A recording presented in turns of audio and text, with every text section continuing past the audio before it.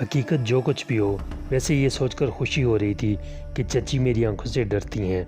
وہ مجھ سے بڑی تھیں، مجھے گالیاں دیتی تو میں جواباً گالیاں نہیں دے سکتا تھا۔ وہ مجھے مارتی تو میں پلٹ کر ان پر ہاتھ نہیں اٹھا سکتا تھا، مگر قدرتی طور پر مجھے ایک ایسا ہتھیار مل گیا تھا جس سے میں انہیں ڈرا سکتا تھا۔ میرے دماغ میں جو بات آئی میں اسی پر عمل کرنے لگا۔ اب اکثر یوں ہونے لگا کہ جب بھی چچی سے سامنا ہوتا تو میں انہیں تیز چبھتی ہوئی نظروں سے دیکھنا شروع کر دیتا۔ وہ دہشت زدہ سی ہو کر مجھے گالیاں دینے لگتیں، کبھی میری اچھی طرح پٹائی کر دیتی۔ ایسے وقت میں نے یہی دیکھا کہ وہ میری آنکھوں میں نہیں دیکھتی تھیں، مجھے گالیاں دیتے وقت مجھ سے نظریں چراتی رہتی تھیں۔ کبھی مارنے سے پہلے میرا بازو پکڑ کر ایک جھٹکے سے مجھے دوسری طرف گھما دیتی تھیں تاکہ میرا منہ دوسری طرف ہو جائے اور میں انہیں اپنی آنکھوں سے دہشت زدہ نہ کر سکوں۔ کئی بار انہوں نے بڑی بڑی قسمیں کھائیں کہ وہ میری آنکھیں پھوڑ ڈالیں گی۔ یوں ہمارے درمیان نفرتیں پروان چڑھ رہی تھیں، بلکہ یوں کہنا چاہیے کہ میں اس ماحول سے نفرت اور عداوت کا درس لے رہا تھا۔ چچی کی گالیاں، چچا جان کی دوغلی محبت، ظہیر کی عداوت اور غزالہ کا تحکمانہ انداز، یہ تمام جیتے جاگتے نفرت انگیز عناصر میرے اندر لاوے کی طرح پکتے رہتے تھے۔ ہاں، اس جہنم میں صرف ایک محبت کرنے والی ہستی تھی اور وہ تھی ننھی شاہینہ۔ ان دنوں وہ 7 برس کی تھی اور میں 12 برس کا تھا۔ چچی اسے بھی سمجھاتی تھی کہ وہ میرے ساتھ نہ کھیلا کرے، مگر جب وہ بالش بھر کی تھی تبھی سے میری گود میں کھیلتی آئی تھی۔ مجھ سے اتنی مانوس ہو گئی تھی کہ اپنی ماں، بہن اور بھائی کے روکنے ٹوکنے پر بھی میرے پاس چلی آتی تھی۔ جب وہ ننھی ننھی باہیں میری گردن میں ڈال کر مجھے بھائی جان کہتی تو میں اس بے غرض اور پاکیزہ محبت کے جذبے سے سرشار ہو کر اسے چومنے لگتا۔ بس وہی ایک میری بہن تھی، میری دنیا تھی اور میری زندگی تھی۔ انہی دنوں کی بات ہے، ایک رات چچا جان کاروبار کے سلسلے میں شہر سے باہر گئے ہوئے تھے۔ غزالہ اور ظہیر اپنے ننہال میں تھے۔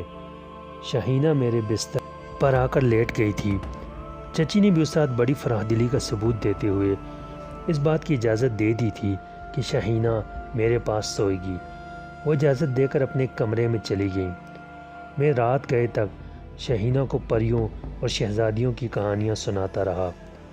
وہ معصوم بچی کہانیاں سنتے سنتے سو گئی۔ نیند کی حالت میں وہ زیادہ معصوم لگ رہی تھی۔ میں نے اس کی پیشانی کو محبت سے چومتے ہوئے سوچا کہ میری شاہینہ آرام دہ پلنگ پر سونے کی عادی ہے اور میں فرش پر سوتا ہوں۔ وہ محض اس لیے آرام سے سو گئی تھی کہ وہ ایک بھائی کا بستر تھا، لیکن میں چاہتا تھا کہ میری بہن ہمیشہ پھولوں کی سیج پر سوئے۔ میں وہاں سے اٹھ کر چچی کے کمرے کی طرف جانے لگا تاکہ ان سے کہہ دوں کہ وہ شاہینہ کو اٹھا کر اس کے بستر پر لے جائیں۔ چچی کی خوابگاہ کا دروازہ اور کھڑکیاں بند تھیں۔ میں نے بے دھڑک دروازے پر پہنچ کر دستک دی۔ چند لمحوں تک خاموشی رہی، پھر چچی کی آواز سنائی دی، کون ہے؟ فرہاد، کیا تم ہو؟ جی ہاں، شاہینہ سو گئی ہے، اسے اٹھا کر لے جائیے۔ اسے سونے دو، میں بعد میں آ کر اسے لے جاؤں گی، تم میری نیند خراب نہ کرو۔ چچی، آپ نیند میں رہیں گی اور وہ بیچاری فرش پر پڑی رہے گی؟ گدھا کہیں کا، ان کی غصہ بھری آواز سنائی دی۔ جب دیکھو بحث کرنے پر تل جاتا ہے، جا بھاگ جا یہاں سے، نہیں تو جوتے لگاؤں گی۔ میں کچھ ضرورت سے زیادہ ہی ضدی ہوں۔ میں وہیں کھڑا رہا اور دروازے کو گھورتا رہا۔ اگر وہ دروازہ کھلا ہوتا تو میں خود ہی شاہینہ کو اٹھا کر لے جاتا اور چچی کے پاس سلا دیتا، مگر چچی ایسی بدمزاج تھی کہ اٹھ کر دروازہ تک نہیں کھول رہی تھی۔ نہ جانے میں کتنی دیر تک اس دروازے کو گھورتا رہا۔ پھر مجھے دروازے کے پیچھے سے دھیمی دھیمی سی آواز سنائی دی۔ وہ کسی مرد کی آواز تھی۔ وہ کہہ رہا تھا، ڈارلنگ تم خواہ پریشان ہو رہی ہو، وہ لڑکا چلا گیا ہے۔ نہیں، تم نہیں جانتے، چچی کی سہمی ہوئی آواز سنائی دی۔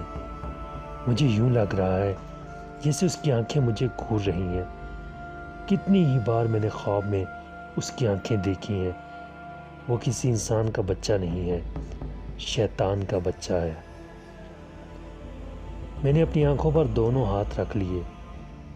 اس وقت مجھے احساس ہوا کہ میں بہت دیر سے دروازے کو چبھتی ہوئی نظروں سے دیکھ رہا ہوں اور خیالی نظروں سے چچی کے بند کمرے کی تاریکی میں بھٹک رہا ہوں اور اپنی نظروں سے پوچھ رہا ہوں کہ آپ دروازہ کیوں نہیں کھولتی؟ وہ دروازہ ذرا سا کھل گیا۔ ان کے کمرے میں واقعی تاریکی تھی۔ کاریڈور کی روشنی میں مجھے صرف ان کا چہرہ اور شانے نظر آئے۔ پھر انہوں نے یہ کہہ کر ایک جھٹکے سے دروازہ بند کر دیا کہ تم جاؤ، میں آ رہی ہوں۔ میں سر جھکا کر کوریڈور سے چلتا ہوا اپنے کمرے کی طرف جانے لگا۔ اس وقت میرے کچے ذہن میں یہ بات پک رہی تھی کہ چچی کے کمرے میں کون شخص ہے اور کیوں ہے۔ وہ واقعہ میری سمجھ میں نہ آیا۔ کسی حد تک سمجھنے کی کوشش بھی کی تو دماغ پر دھند سی چھا گئی۔ کچھ سمجھنے اور نہ سمجھنے کے درمیان الجھ گیا۔ ہاں، اتنا ضرور کہوں گا کہ چچی کا گھبرانا، کمرے کی تاریکی اور ایک اجنبی مرد کی آواز، ان سب میں ایسی پراسراریت تھی کہ ان کے متعلق سوچتے سوچتے میری عمر غیر محسوس طریقے سے جوانی کی طرف کروٹ بدلنے لگی۔